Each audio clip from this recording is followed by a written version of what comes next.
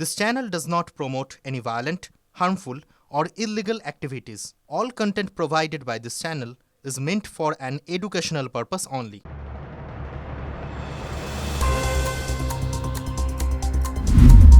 মোহাম্মদ শামির পর Laxmiratan শুক্লাকে SIR notice. রাজ্যের প্রাক্তন মন্ত্রী তথা প্রাক্তন ভারতীয় ক্রিকেটার লক্ষ্মীরতন শুক্লাকে শুনানির জন্য ডাকা হয়েছে। কেন ডাকা হলো? জানা গিয়েছে 1995 সালের পর লক্ষ্মীরতন শুক্লার বাবার 2002 সালের ভোটার তালিকায় নাম ছিল না। সেই কারণেই শুনানিতে ডেকে পাঠানো হয়েছে তাকে। হাওড়া উত্তর বিধানসভা কেন্দ্রের ভোটার লক্ষ্মীরতন শুক্লা। এর আগে মোহাম্মদ শামিকেও ডেকে পাঠানো হয়েছিল। অভিনেতা দেবকেও তলব করা হয়েছিল এসআইআর শুনানিতে। এসআইআর আবহে আবারও বিতর্ক। কাটোয়া বিধানসভার 281 এবং 282 নম্বর বুথ, দুটি বুথ মিলিয়েই গ্রামের জনসংখ্যা 2200 জন। অভিযোগ, এই 2200 জনের মধ্যে 1000 জনের ওপর মানুষদের এসআইআর এর নোটিশ পাঠানো হয়েছে। এদের কারোরই নাম নেই 2002 সালের তালিকায়। গ্রামবাসীরা চাইছেন যদি হিয়ারিং যেতেই হয় তাহলে যেন হিয়ারিংটা এই স্কুলে স্থানীয় এই বুথেই যেন হয়। এত মানুষকে যেন হয়রানি করে আর বিডিও অফিস অবধি না যেতে হয়। এত মানুষকে হয়রানি করে আবার অত দূর নিয়ে যাওয়াটা, মহিলা আছেন, তাদের অনেক বাচ্চা আছেন, তাদের মানে ওখানে তো বসার মতো ঠিকঠাক জায়গা নেই, রোদের মধ্যে দাঁড়িয়ে থাকতে হয়। আগের দিন দেখেছি আমরা হিয়ারিংয়ের টাইম। তো ওনাদের দাবি যেন এখানেই হিয়ারিংটা হয়। যা ভোটার তালিকা তার থেকে মিনিমাম 50% লোকের হাতে নোটিশ ধরানো হচ্ছে হিয়ারিংয়ের জন্য। বয়স্ক বৃদ্ধ 80 বছর বয়স এবং বেশি বেশি মহিলা, তাদেরকে হিয়ারিংয়ে নোটিশ ধরানো হচ্ছে। দুটো বুথে 1200 সামথিং একদম বাদ দিতে চাইছে। বিএলওরা বলছে তো সবই ঠিকই আছে, অসুবিধা কোথায় আমরা বুঝতে পারছি না। কারণ এই নিয়ে বাগনানে একটা AERO সাহেব তিনি পদত্যাগ করলেন, তাহলে বুঝুন কি অবস্থা।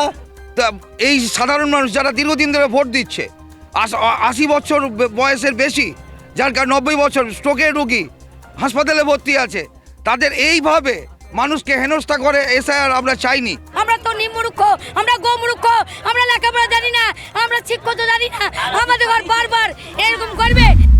2002 সালের তালিকায় নাম ছিল স্বামী আর ছেলের। অজ্ঞাত কারণে নাম ওঠেনি বাদুড়িয়ার স্থানীয় বাসিন্দা অনিতা বিশ্বাসের। এর জেরে এত বছর পরে ভোগান্তিতে পড়েন বৃদ্ধা। আর সেই চিন্তাতেই ব্রেন স্ট্রোক হয়ে মারা যান বছর 75-এর অনিতা। এসআইআরকে দায়ী করছে পরিবার। জানা গিয়েছে হিয়ারিংয়ে ডাক পেয়েছিলেন বৃদ্ধা, নথিপত্র সব জমাও দিয়েছিলেন, তবে আধিকারিকদের থেকে কোনো আশ্বাসবাণী না পেয়ে চিন্তায় ব্রেন স্ট্রোক হয়ে যায় তার। পরিবারের লোক তড়িঘড়ি বসিরহাট জেলা হাসপাতালে নিয়ে আসলে সেখানে মৃত্যুর সঙ্গে লড়াই চলে। অবশেষে গভীর রাতে হাসপাতালে মৃত্যু হয় তার। উনি যখন প্রথম এসআইআর সংবাদ শুরু হয় তখন সবার 2002 সালে ভোটার লিস্টের নাম বেরোয়, আমার ঠাকুমার নাম বেরোয়নি। সেই জন্য খুবই টেনশন করতো। দুদিন ধরে টেনশন করে বুধবার দিনকে মানে সকাল 11টার দিকে ওনার হঠাৎ মানে কথাটা বন্ধ হয়ে যায়, মানে পা হাত পা চলে না, মানে চুপচাপ হয়ে গেছে। হ্যাঁ, ওখান থেকে আমরা রুদ্রপুর হাসপাতালে নিয়ে গেলাম, বললো কি ব্রেন স্ট্রোক হয়েছে। উনি অনেকটা টেনশন করেছে, টেনশনের কারণে ওনার স্ট্রোক হয়েছে। ওখান থেকে বদরতলায় ট্রান্সফার করলো, বদরতলায় গিয়ে ভর্তি করালো। ওখানে 3-4 দিন ভর্তি ছিল, কিন্তু কোনো পরিবর্তন হয়নি। হ্যাঁ, রবিবার রাত 11টার সময় উনি মারা গেছে। ওই হিয়ারিং এর জন্য ওই আমার জেলের মধ্যে নিয়ে যাবে, এইসব করবে, এইসব। হ্যাঁ, এসআইআর আশঙ্কা, এইসব টেনশন করতো। ফের রাজ্যের মুখ্য নির্বাচনী আধিকারিকের দপ্তরের সামনে বিক্ষোভে বিএলওদের একাংশ। এসআইআর এর কাজ চলাকালীন গত কয়েকদিনে একাধিক বিএলওর মৃত্যুর খবর সামনে এসেছে। মৃতদের পরিবারকে সঙ্গে নিয়ে সোমবার কলকাতার সিইও দপ্তরের সামনে বিক্ষোভ দেখান বিএলও অধিকার রক্ষা কমিটির সদস্যরা। এমনকি পুলিশের ব্যারিকেড ভেঙে অফিসে ঢোকার চেষ্টাও করেন বিএলওরা। জানিয়ে একেবারে কমিশনের দপ্তরের সামনে ধুমধুমার পরিস্থিতি তৈরি হয়। পুলিশের সঙ্গে রীতিমতো ধস্তাধস্তিতে জড়িয়ে পড়েন বিক্ষোভকারী বিএলওরা। আমরা আমাদের শহীদ পরিবার যারা মারা গেছেন তারা এসেছিলেন, আমরা রিকোয়েস্ট করেছি মানে দেখা করার জন্য, দেখা না করে যেভাবে অন্যায়ভাবে চলে গেছেন কেন? অন্যায়টা কি, কাজটা কি? দেখা করবেন না, আমাদের দাবিটা মানবেন না।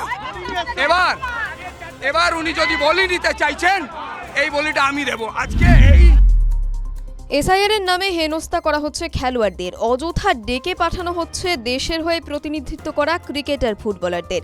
এই অভিযোগে স্বামী বিবেকানন্দের জন্মদিনে প্রতিবাদে পথে নামলেন প্রাক্তন খেলোয়াড়রা। ভবানীপুর ক্লাবের সামনে চলল প্রতিবাদ কর্মসূচি। আগামী দিনে নির্বাচন কমিশনকেও দ্রুত চিঠি দেওয়া হবে প্রাক্তন খেলোয়াড়দের পক্ষ থেকে। কর্মসূচিতে উপস্থিত হয়েছিলেন প্রাক্তন ফুটবলার দীপেন্দু বিশ্বাস, অলোক মুখোপাধ্যায়, মানুষ ভট্টাচার্য সহ ময়দানের একাধিক খেলোয়াড়রা। কোনো বৈধ ভোটার যেন বাদ না যায়, যারা ভোটাধিকার আছে তারা যেন ভোট দিতে পারে, এটাই আমাদের উদ্দেশ্য। প্রচুর খেলোয়াড়, প্রাক্তন পুরানো খেলোয়াড়দের নানা রকম সমস্যা হচ্ছে, তাদেরকে ডাকছে। প্রচুর বয়স্ক মানুষরা ঘন্টার পর ঘন্টা কমিশনে গিয়ে বসে থাকছে। আমরা এরপরে জয়েন্ট পিটিশন একটা দেবো, যা বলবে অবৈধ ভোটারদের পক্ষে নয়, এটা বৈধ ভোটার যেন একজনও বাদ না যায় তার জন্য রাস্তায় নামা। আমাদের স্বামীকে ডাকা হয়েছে, কমটন দত্ত তাকে ডাকা হয়েছে।